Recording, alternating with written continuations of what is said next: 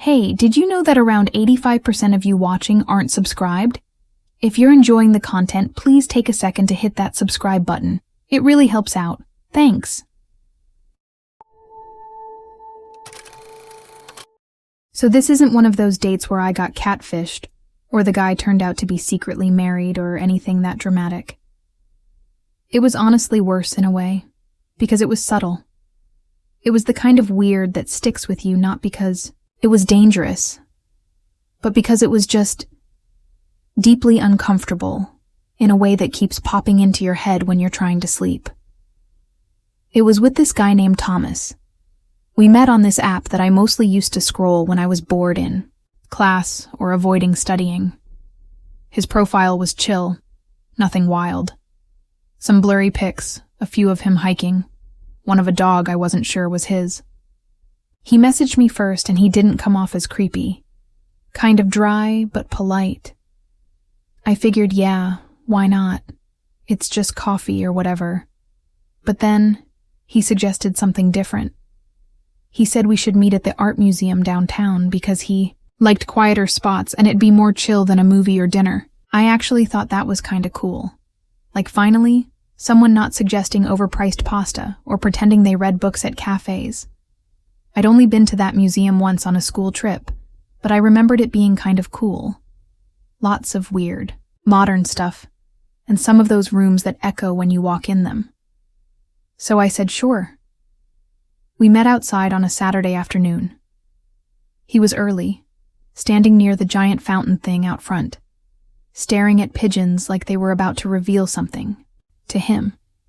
He looked like his photos, maybe a bit taller, awkward posture, like his limbs didn't totally belong to him.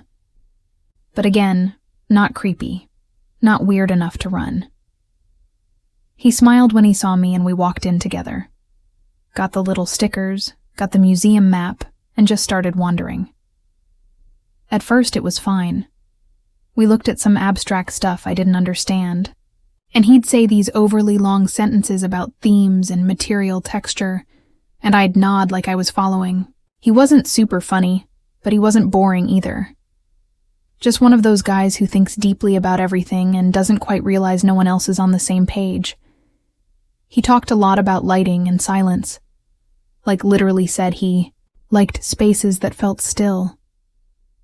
I didn't even know what that meant, but whatever. Then we got to the sculpture wing.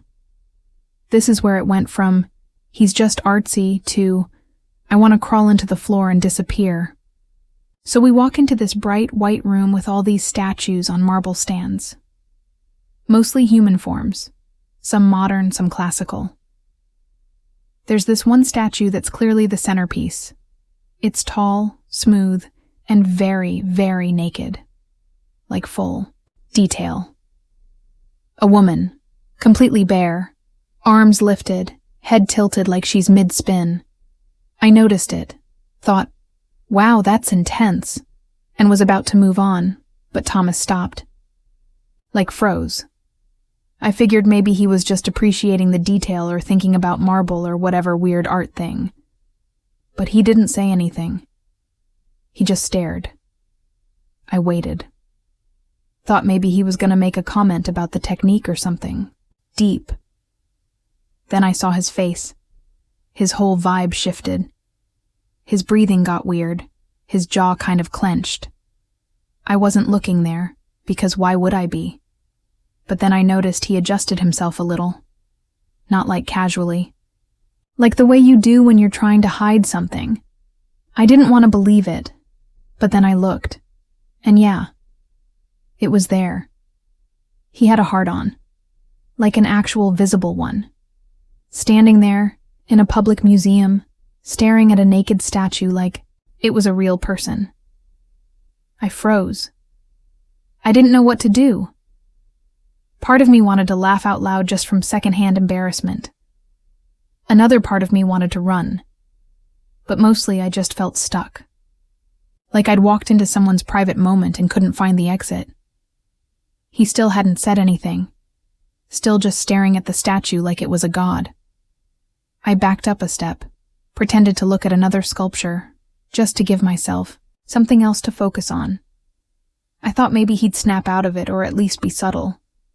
But then he mumbled something. I didn't catch it, but his tone was weird.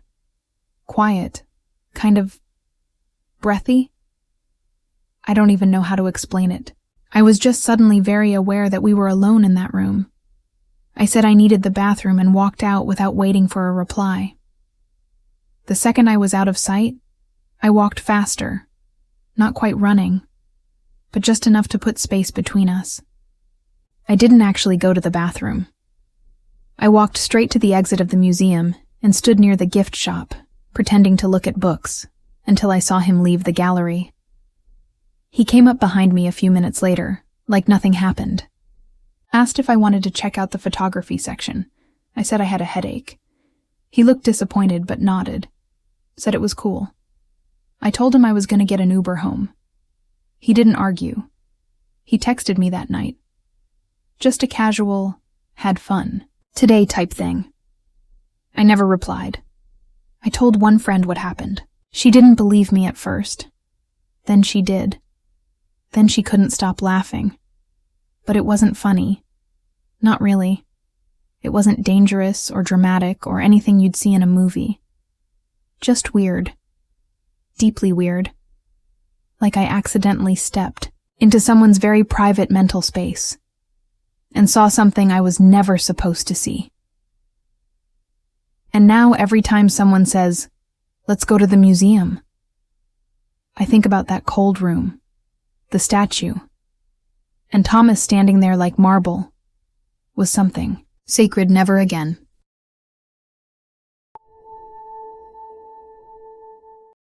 I wasn't even planning on dating anyone at that point.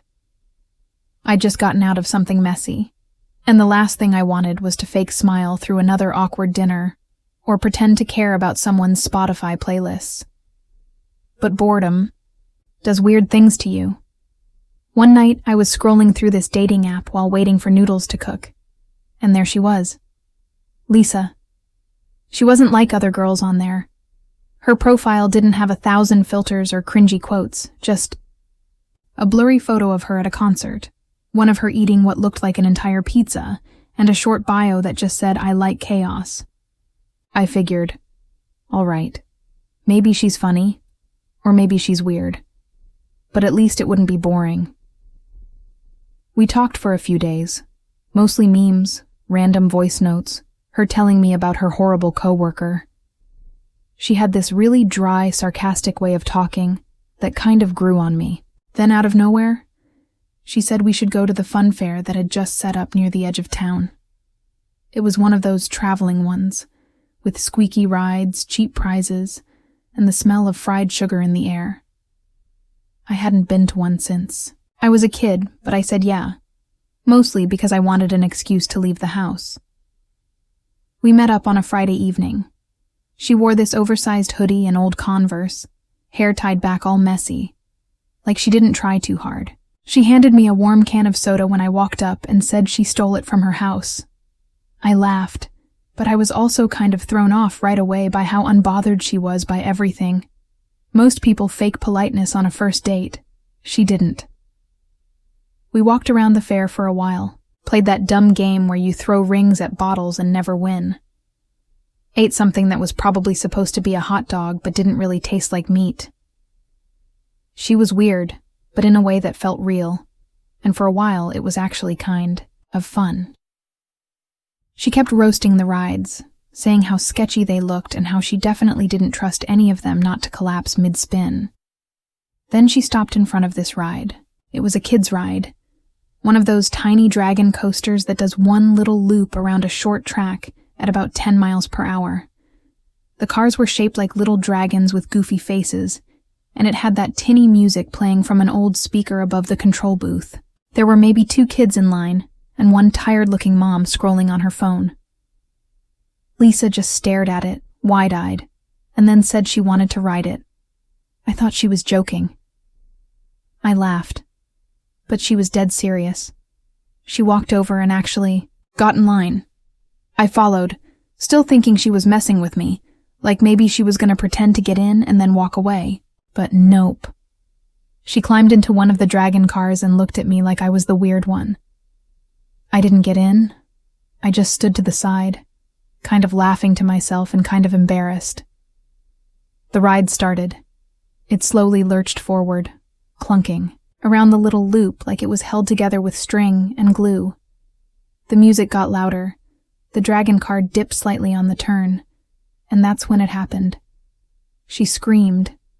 Not like a funny, over-the-top scream. I mean full-on screaming like she was being chased.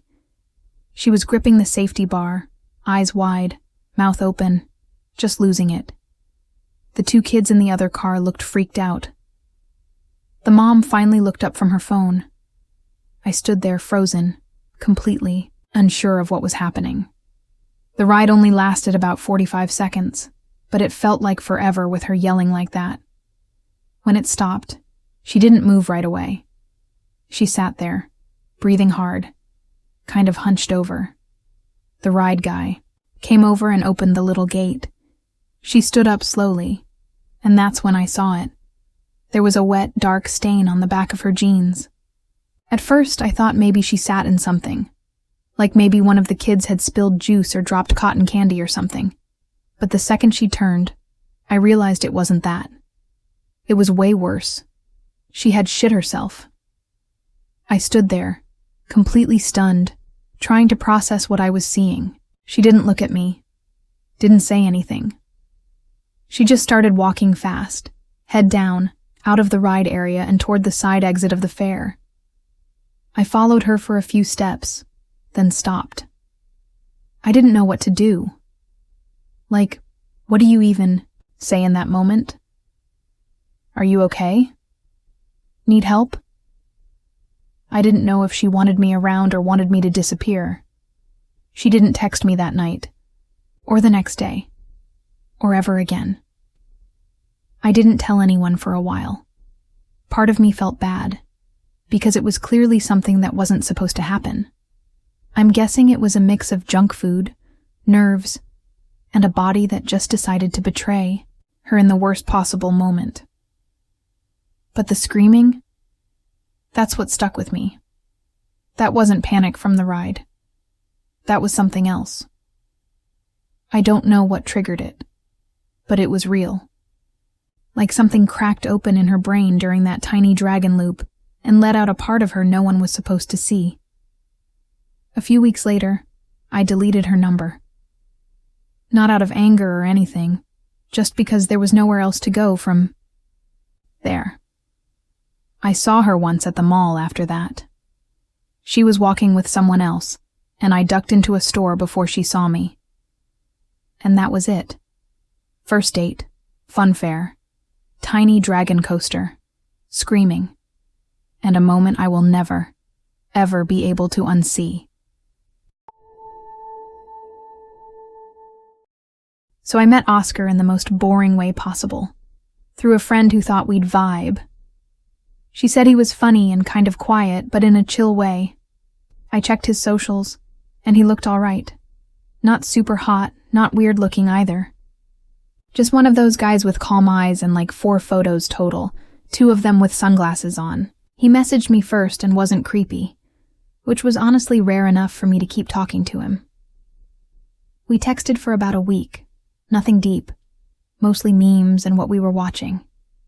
It wasn't anything romantic yet, but I didn't hate the idea of going out with him. He seemed like the type who wouldn't try too hard and wouldn't make things awkward. He asked if I wanted to grab dinner that Friday at this little diner kind of tucked away from the main part of town. I'd been there once, and the food was all right. So I said sure. Friday night came, and I got there a little early. I'm usually late to everything, but for some reason I felt nervous, so I ended up sitting in one of those fake leather booths staring at the menu like it was a test. I texted him that I was there, and he said he was pulling up. Cool, whatever. Then he walked in, but he wasn't alone. He had a kid with him, a small one, probably 3, maybe 4. The kind of small that still needed help climbing into a chair. My first thought was that he must have run into someone outside or maybe was helping a lost kid or something, I don't know. But he walked right over to the table like this was normal, plopped the kid into the booth next to him, and acted like nothing was weird. He saw my face and laughed, like he knew I was confused, and said something about how he was babysitting for his brother. Said it last minute and he didn't want to cancel the date. I remember just kind of nodding, trying to be chill about it, even though I was already uncomfortable. I mean, I don't even like babysitting my own cousins, and now I'm supposed to eat dinner with a guy and a random toddler? I figured we'd make it quick. Order, eat, maybe talk a bit, then leave. But this kid was not quiet. He kept interrupting. Everything. Reaching across the table, grabbing at the salt, banging his spoon on the plate. Every time he said something, Oscar just smiled like it was adorable, but it wasn't. It was chaotic. And loud. And messy. Then the kid called him Dad. Just dropped it casually while trying to get his attention. I heard it. Oscar definitely heard it. He kind of chuckled and brushed it off, said something under his breath I didn't catch, and immediately tried to change the subject. I was too stunned to say anything. I thought maybe the kid was just confused, or used to calling every guy that. Or maybe Oscar was just weird, and let his nephew call him that. But it happened. Again, louder this time. Full-on daddy, looking right at him, holding his cup up for a refill. And this wasn't the kind of slip-up a kid makes once. It was too natural. Too familiar. I looked at Oscar.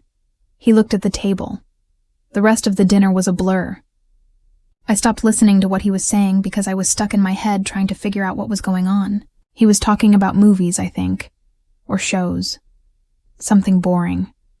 And the whole time the kid was getting antsier, dropping food, talking with his mouth full and calling Oscar Dad like every 5 minutes. Eventually I couldn't take it anymore and asked again about the babysitting thing. This time he kind of fumbled his words, said his brother's going through stuff, said the mom wasn't in the picture much. Gave me this weird half-excuse that didn't really make sense, but sounded just believable enough if I didn't think too hard. But I was thinking hard. The waitress came over and asked if we wanted dessert, and I used it as a chance to say I needed to get going. I made up a lie about my sister needing to be picked up. Oscar looked a little disappointed, but didn't argue. I was already grabbing my coat. The whole way home I couldn't stop thinking about how weird the whole thing was. Why would you bring a kid on a date? Why lie about it? And if it was your kid, why pretend it's not? There were too many gaps, and none of it added up. I went home and stalked every corner of his social media again. Looked closer at every photo, checked for tags, anything. That's when I found it. Buried in the comments of an old post, someone had replied to a photo of him holding the same kid.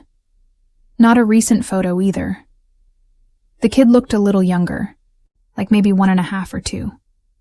The comment was from someone named Carly, and all it said was, "My boys," with a heart.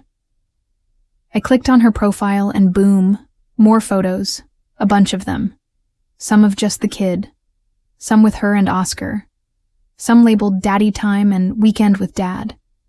It was his kid. No brother, no babysitting. Just full-on dad. Mode, and he brought his child to a first date and lied about it like it was no big deal. I blocked his number and never responded to the text he sent later, saying he had fun and wanted to hang out again. I didn't know what to say to that. Cool. But maybe leave the toddler at home next time. It felt wrong even being mad, because it's not like having a kid is a crime. But the lying part? That's what made it gross. And the casual way. He just snuck him in like it was normal. It's been a while now, and I still haven't told my friend who introduced us. I don't think I need to. She probably doesn't even remember setting us up. But I remember. And I'll always remember, sitting across from a guy who looked me in the eye and said, "Just babysitting," while a little voice next to him kept calling him Dad.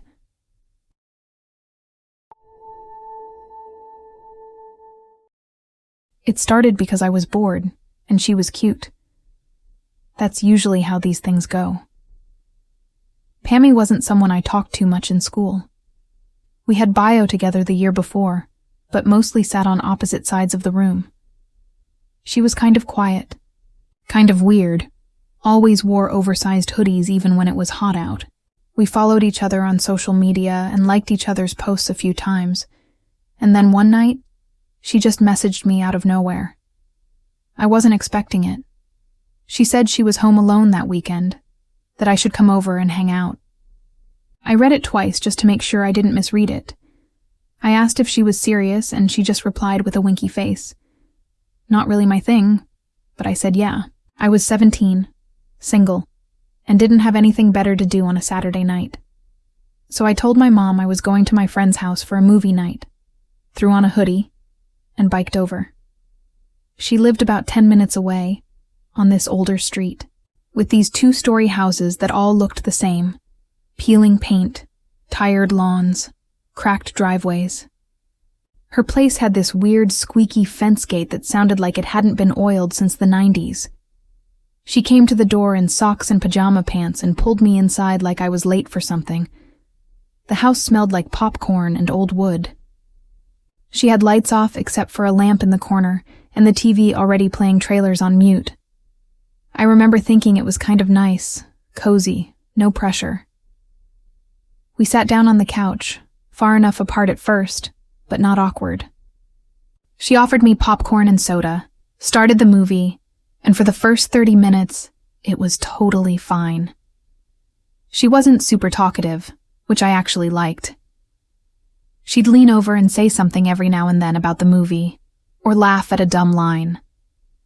We weren't even touching. It wasn't like that. I figured we were just feeling it out. She seemed a little nervous, kept checking her phone, but I didn't think anything of it. I figured maybe she was texting a friend or bored with the movie. I didn't ask. Then the front door slammed. It wasn't like a regular door closing. It was loud and sharp, like someone had kicked it shut. Pammy froze. She didn't even look at me. Just stared straight ahead at the TV like she was hoping it didn't mean what she thought it meant. I sat up straight, heart going crazy, and asked her if someone was supposed to be home. She whispered something I couldn't hear and got real, pale. Then we heard footsteps. Heavy ones. Not rushed, but not slow either, coming through the front hall like someone who already owned the place. Which I guess made sense. Her dad walked into the living room before either of us could move. He was huge, like way bigger than I expected. He had paint on his hands and work boots still on and looked like he came straight from a job site. And he did not look happy. It took him maybe 2 seconds to clock what was happening. Me on the couch, his daughter next to me. Lights dim. Popcorn bowl between us. I stood up quick and tried to say something, anything, but he didn't care. He didn't even hesitate. He grabbed me by the front of my hoodie and yanked me so hard I almost tripped over the coffee table. I barely got a word out before he threw a punch straight into my chest. Not a slap or a shove. An actual punch. I stumbled back and hit the wall, knocked the lamp over. My head smacked the edge of the door frame and everything felt like it slowed down for a second. Pammy screamed, like actually screamed, and ran over to pull him off me, but he shoved her back too. He grabbed me again and threw me out of the living room, straight into the hallway wall. I didn't even feel pain at first. Just this insane rush of fear and confusion. I thought he was going to kill me. I kept trying to explain that nothing happened, that we were literally just watching a movie, but he wasn't listening. He kept yelling about me disrespecting his house, about how he'd warned her, how she knew the rules. It was like I wasn't even there. Just this storm of yelling and movement, and me trying not to cry or fall over. At some point, I managed to grab my bike and get out the door, even though my legs felt like jelly. I rode home shaking, bleeding from my elbow, and my chest felt like I got hit by a car. When I got back to my street, I sat in my backyard for like 20 minutes before going inside. I didn't want my mom to see me like that. Didn't want to. Explain. I ended up texting Pammy later just to ask if she was okay. She replied once and said she was grounded and not supposed to talk to me. Then nothing. We never talked again after that. Not at school, not online, nothing. I'd see her in the halls and she'd look away, fast, like she was embarrassed or scared or both. I didn't blame her, but it still messed with my head for a while. I kept thinking about what would have happened if he came home a few minutes later. Or if she hadn't invited me at all. No one ever found out. Not really. I told a few close friends, but not the whole story. I just said her dad freaked out and kicked me out. Nobody asked more. It felt like something I wasn't supposed to talk about. Like I'd done something wrong just by being there. And maybe I had. I don't know. What I do know is that was the last time I ever went to someone's house without knowing who else lived there. I still flinch a little when I hear a door slam. I still think about that couch, that stupid movie we didn't even finish, and the way everything changed in a few seconds. All because Pammy said she was home alone.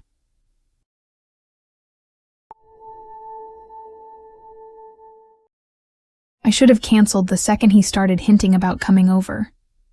It was one of those gut feelings you get, like a quiet warning in the back of your head, but you tell yourself not to be dramatic. I'd already told people I had a date. I'd even cleaned my apartment, which says a lot, considering I usually have socks in the kitchen and plates in the bathroom. Plus, I was tired of ghosting people just because I wasn't excited. I figured, how bad could one night be? I met Jack through a friend of a friend. Not someone I'd pick out in a lineup of people I'd actually want to talk to, but he seemed normal enough. Polite over text. He had a kind of dry humor, which can go either way depending on the person. But he asked if I wanted to hang out, maybe grab dinner or a drink. I said sure. And then somehow, and I still don't know how, it turned into him inviting himself to my place instead. It wasn't even subtle. He texted me something like, "Should I bring wine or dessert?" Like we'd already agreed. I didn't even remember saying yes to him coming over. But again, I didn't want to be rude, and I figured it might be fine if I kept it chill. Plus, it was safer at my place. I knew my neighbors, had a lock on my door, and could end the night early if I needed to. He showed up late. Not a little late, like full 45 minutes past when he said he'd be there. Didn't text or anything. Just showed up with this lazy smile like he expected a welcome mat and a round of applause. He brought this cheap red wine that he handed me without even taking it out of the plastic bag. No thanks or sorry or anything. Just walked in like he lived there. He didn't sit down or ask where anything was. He walked into my kitchen and started opening cabinets. I stood there kind of stunned, like I was watching a stranger on a cooking show. He didn't ask what we were eating. He just said out loud that he was starving and looked at me like it was my job to fix that. I hadn't planned on cooking. I thought we'd order something or maybe just snack and talk, but I started boiling pasta just to get things moving. He sat at the counter and started criticizing my kitchen. Said it looked like a college kid lived here. Said my fridge was tragic. Asked why I didn't have more sauces. I laughed awkwardly. Tried to steer the convo somewhere else, but he kept going. Commented on the knife set. Said it looked cheap. Said the lighting was depressing. The longer he stayed, the more uncomfortable I felt. But it wasn't loud or obvious. It was like this slow drip of annoying, condescending little remarks that kept getting under my skin. He asked what I did for work, and when I told him, he made this weird face and said something like, "Oh, so you're like..." Still figuring it out. The food was finally ready. Just spaghetti with some roasted vegetables and a side salad. Nothing fancy, but not bad either. He barely touched it before he started commenting. Said the pasta was overcooked. The sauce was too sweet. The salad dressing was confusing. He said it in this tone like he was doing me a favor by pointing it out, like I'd asked for feedback on a 5-star meal. I told him he didn't have to eat it, and he said he was just being honest. He finished maybe half of it, but not without sighing dramatically between bites like he was forcing himself to eat. Then he asked if I had anything else. I offered him chips, trying not to snap, and he said chips were processed garbage. I think I just stood there for a minute, staring at him, wondering how he managed to suck all the air out of the room without even raising his voice. He then took out his phone and started scrolling like he was bored. Just sat at my table scrolling through random videos while I cleared the plates he complained about. Didn't offer to help. Didn't say thank you. At one point he asked if I had anything stronger to drink. I said no, mostly because I didn't trust him enough to let him stay longer. He didn't get the hint. Asked if I wanted to watch a movie, made a joke about staying the night. I told him I had an early morning, which was a lie. He raised an eyebrow like he didn't believe me, then muttered something I couldn't hear. I didn't ask him to repeat it. I just started cleaning the kitchen louder, hoping he'd take the hint. Finally, he stood up, stretched like he'd just finished a long shift at work, and said something about how next time we should go somewhere decent. I nodded and walked him to the door. He didn't say thank you. Didn't even pretend to be polite. Just walked out, still looking at his phone. I locked the door behind him before he even made it to the elevator. I didn't say anything out loud, didn't scream into a pillow, didn't cry. I just stood in the middle of my kitchen, still smelling like garlic and burnt oil, wondering how the hell a simple dinner turned into one of the most uncomfortable nights of my life. I didn't hear from him after that. No text, no follow-up, just silence. Which was good. I didn't block him or anything, just let it die. Part of me hoped he'd say something so I could finally tell him off, but nothing ever came. He probably thought he was too good for me anyway. Now every time someone suggests a home-cooked meal for a first date, I say no. Not maybe. Not we'll see. Just straight up no. I don't cook for strangers anymore. I don't even let them pass the front door. Because if Jack taught me anything, it's that some people don't need to yell or break stuff to ruin your night. Some people ruin things just by sitting there, slowly pulling the joy out of a room, one sarcastic comment at a time. And yeah, my pasta was a little overcooked, but he still ate it.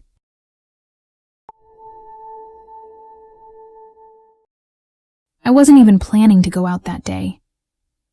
I'd just gotten off a stretch of night shifts, and the only thing I wanted was my bed and maybe something greasy enough to clog an artery. But I was also bored out of my mind, and the thought of spending another weekend scrolling through my phone felt worse than death. That's when Cassie messaged me. She wasn't someone I knew well. We matched on an app a few weeks earlier, exchanged a few lazy texts, and then kind of drifted. But out of nowhere, she hits me up with this super enthusiastic idea for a first date. Mini golf. I didn't really think people actually did mini golf on dates anymore, but she seemed into it. Honestly, I was just glad someone was asking me to do anything. I figured, why not? It sounded harmless, maybe even fun. We met up around 4 p.m. at this outdoor mini golf place a few towns over. It wasn't one of those cute, retro-looking spots. It was old, run down, probably last updated in the late 90s. Half the windmills didn't spin anymore, and some of the fake grass was peeling up at the edges. Still, it had this weird charm. Cassie showed up wearing these chunky boots and a flannel shirt over a tank top. She had kind of a loud laugh and this super confident way of walking, like she'd been there 100 times. Things started off fine. We were making dumb bets over who would miss the next shot, joking about the creepy clown on hole 5, stuff like that. I actually started to think, okay, maybe this won't be the disaster I expected. Then we got to hole 9. It was this long shot with a fake bridge and a loop in the middle, and she was really trying to show off. She took a wide stance, twirled the club like she was Tiger Woods, and went in for this dramatic swing. But the ball went completely sideways. I mean, it didn't even hit the course. It flew over the little fake river and smacked this kid square in the face. There was this horrible sound, like a thick slap followed by this high-pitched scream. The kid dropped to the ground, clutching his face. Blood started pouring out of his nose like someone turned on a faucet. For a second, nobody moved. The course was quiet, except for the kid screaming and his mom running over in absolute panic. Cassie froze. Just stood there with the club still raised, mouth slightly open, not saying anything. I ran over to the kid with a few other people. His dad showed up out of nowhere, shouting and swearing, asking what the hell happened. The staff called for first aid and then an ambulance. It got chaotic fast. The parents were furious. Rightfully so. The dad kept pointing at Cassie, yelling that she shouldn't be swinging like that, asking if she was drunk or high. She finally walked over, slow and awkward, and tried to say it was an accident. She wasn't even apologetic, just weirdly defensive, like it wasn't that big of a deal. Then, the parents started talking about medical bills. The mom was crying and telling Cassie she better have insurance or money or something. The dad looked like he was about to punch someone. That's when Cassie did something that completely stunned me. She turned to me, gave this fake little laugh, and said, "You've got a job, right? Can you just handle this?" I thought she was joking at first. I laughed, like nervously, and waited for her to say she was kidding. But she just kept looking at me, like I owed her. Like this was somehow my problem now. The parents didn't think it was funny either. They started looking at me like I was in on it, or at least like I had something to do with the situation. I had to back up and explain I just met her. First date. Didn't even know her last name. I felt like I was being interrogated, like I was going to end up paying for a kid's broken nose over a girl I barely knew. The ambulance came, took the kid, and the family left after giving me and Cassie this nasty glare. Cassie just stood there, brushing dirt off her jeans like she was annoyed the day got ruined. Then she turned to me and said something like, "Well, that's awkward," and asked if I still wanted to finish the course. I told her I was leaving. I didn't yell. I didn't try to make a scene. I just quietly walked to the parking lot and got in my car. She didn't even try to stop me. I saw her walk back to the course like nothing happened. The drive home was weird. My hands were sweating, on the steering wheel the whole time. I kept replaying that moment in my head, the sound of the club, the thud of the ball hitting the kid's face, the blood, the screaming, and then Cassie's voice telling me to pay. I blocked her number that night. Deleted the app too. I haven't gone back to that mini golf place either. Every time I pass it now, I feel a knot in my stomach. I told a few people the story and they laughed, like it was just some wild date gone wrong. But it didn't feel funny. It felt like I'd gotten a glimpse of how some people really are underneath. All the surface stuff. It wasn't the accident that freaked me out. It was her reaction. The way she just shrugged it off.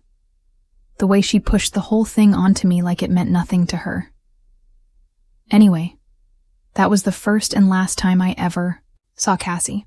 First date, 9 holes, 1 golf ball, and a kid with a busted face. I still think about that kid sometimes and hope he's all right. Hope his parents got the money from somewhere. But it sure as hell didn't come from me.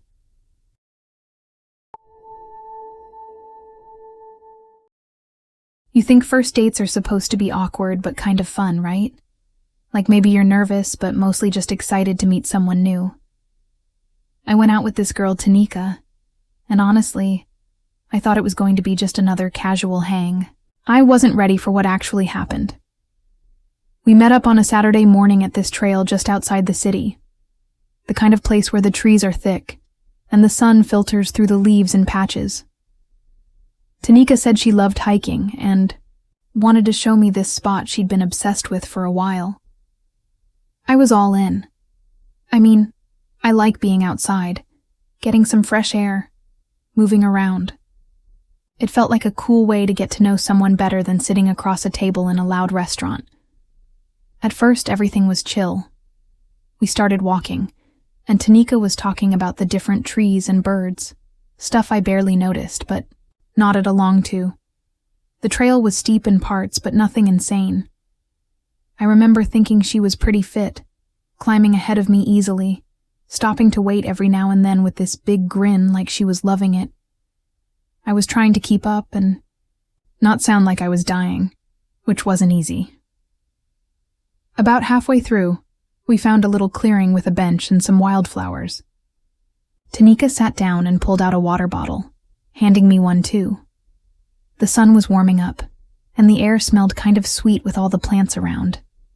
It felt like one of those perfect little moments you hope for on a first date, where everything clicks and you forget about the rest of the world.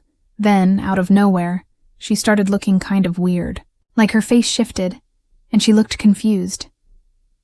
She blinked a few times, but it was like she couldn't focus. I asked if she was okay, but she didn't answer. Her body started to tense up, and then she collapsed sideways, hitting the ground, hard.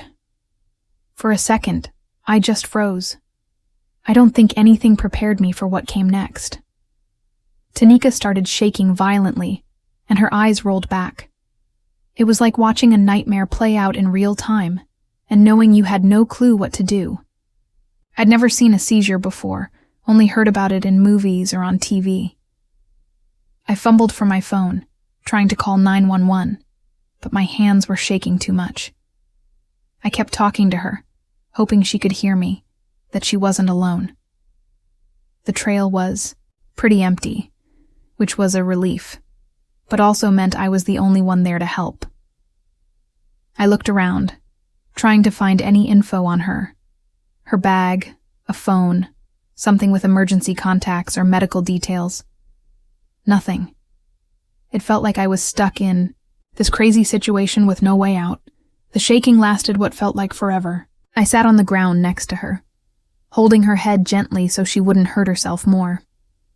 Every second I waited for the paramedics felt like a lifetime. I tried to remember if she said anything about allergies or health issues earlier, but there was nothing, no warning at all. When the EMTs finally showed up, it was a huge relief, but also kind of surreal. They took over quickly, asking me questions I couldn't answer.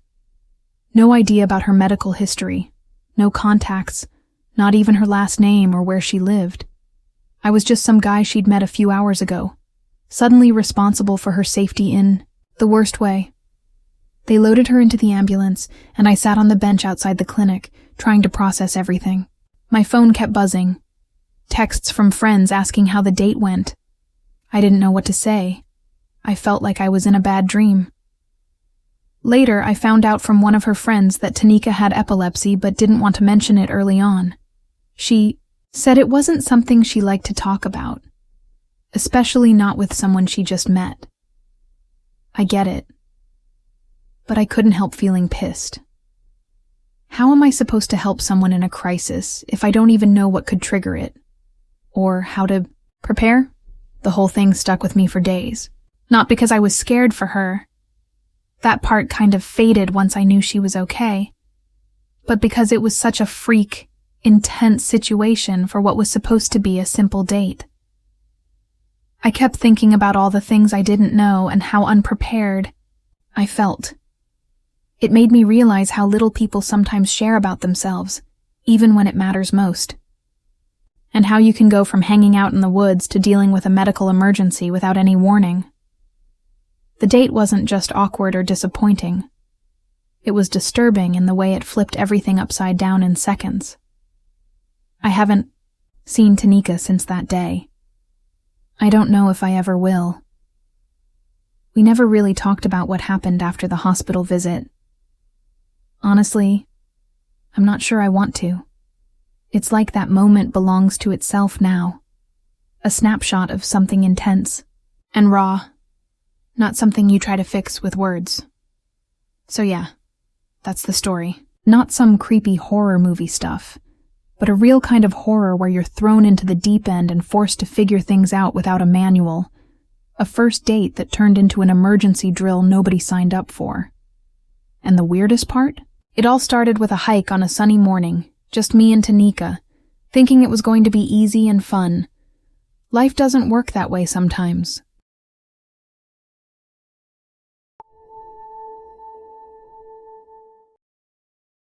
I don't usually tell people this story because honestly, it feels kind of embarrassing, but I guess that's what makes it stick with me.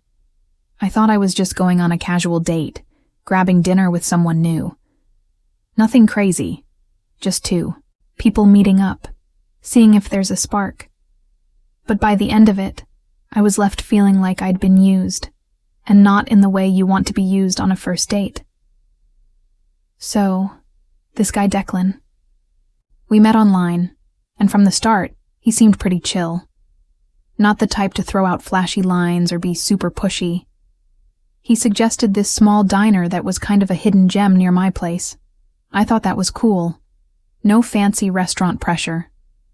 Just food and conversation. The place was small and cozy, the kind of spot where they knew your usual order, and the staff chatted with the regulars. Declan showed up right on time, looking casual in a hoodie and jeans. Nothing fancy. But he had this easy smile that made you want to trust him. We grabbed a booth near the window and started talking about music, movies, that kind of stuff. He seemed interested, asking questions, and I was genuinely having a good time. The food came, and it was one of those dinners where you don't feel rushed. The kind where you laugh a little too loud and almost forget you're out with someone you just met. Declan was funny, charming even, but never over the top. He talked about his job, which sounded cool, and I shared some of my own stuff. It felt easy, comfortable. Then, right at the end of the meal, the vibe shifted. Declan suddenly looked a little sheepish, like he was trying not to make a big deal out of it, but couldn't quite hide it. He said something about forgetting his wallet. At first, I thought maybe he was joking, but his face was serious. He checked his pockets a few times, pulling out his phone and keys, but no sign of cash or card. I don't know why, but I just shrugged it off. I told him I could cover it this time. It wasn't a huge deal, and honestly, the date had been going well enough that I didn't want to make a fuss. The waitress came back, and I paid the bill. Declan thanked me, a little embarrassed, but still acting like it was a one-time thing. We left the diner, and I felt kind of good about the night. Maybe a little awkward, but hey, everyone forgets stuff sometimes, right? I thought maybe I'd see him again, or maybe not. It wasn't a big deal either way. Then, a few days later, I was chatting with a friend of a friend at a party, and the conversation somehow turned to dating disasters. That's when I heard Declan's name. It turns out, this wasn't the first time he'd pulled the forgot my wallet trick. This friend's friend had dated him just last week, and guess what? Same story. He conveniently forgot his wallet and made them pay. I remember feeling this cold, sinking feeling in my stomach. Like, wait, this was a pattern? Declan wasn't some absent-minded guy. He was using people to get free meals. Serial dating, but only for the food. Suddenly, all those easy laughs and casual conversations felt like a front. Like I was just part of some ongoing scheme. I started looking back at our date with new eyes. The way he never offered to split the bill or even mention money until the end. How he seemed more interested in places where it was easy to duck out without paying. It all fit this messed up picture. What bothered me the most was how casual he seemed about it. Like this was normal for him. Like dating was just a way to eat for free and maybe boost his ego. There was no guilt, no apology, just a smooth act that fooled people until the bill came. It was weird because I hadn't felt like he was a bad person at the time. Just someone you might want to hang out with again. But knowing the truth made it hard to trust that feeling. It was like discovering the person you thought you were getting to know was actually playing a part. One that was all about getting something without giving anything back. I never confronted him or tried to get my money back. What was the point? I wasn't going to be the first or last, and honestly, it felt too ridiculous to even bring up. The whole thing just left a weird taste in my mouth, like I'd been tricked by someone who was good at pretending to be real, but wasn't. Sometimes, I wonder how many other people he's done this to. How many dates ended with someone picking up the bill, thinking it was a genuine connection, only to realize they were part of a pattern. It makes me feel kind of sad for those people, and annoyed at myself for being one of them. Looking back, it's a reminder that not everything is as it seems. Sometimes people wear masks, and you don't even notice until the mask slips. Declan's was a smile and a story, but underneath, it was something else entirely. I don't hate him or want revenge or anything. I just want to remember the night for what it was. A night where I got played. It's not a horror story with ghosts or monsters, but it's one that sticks with me because it's real. Because sometimes the scariest things aren't supernatural.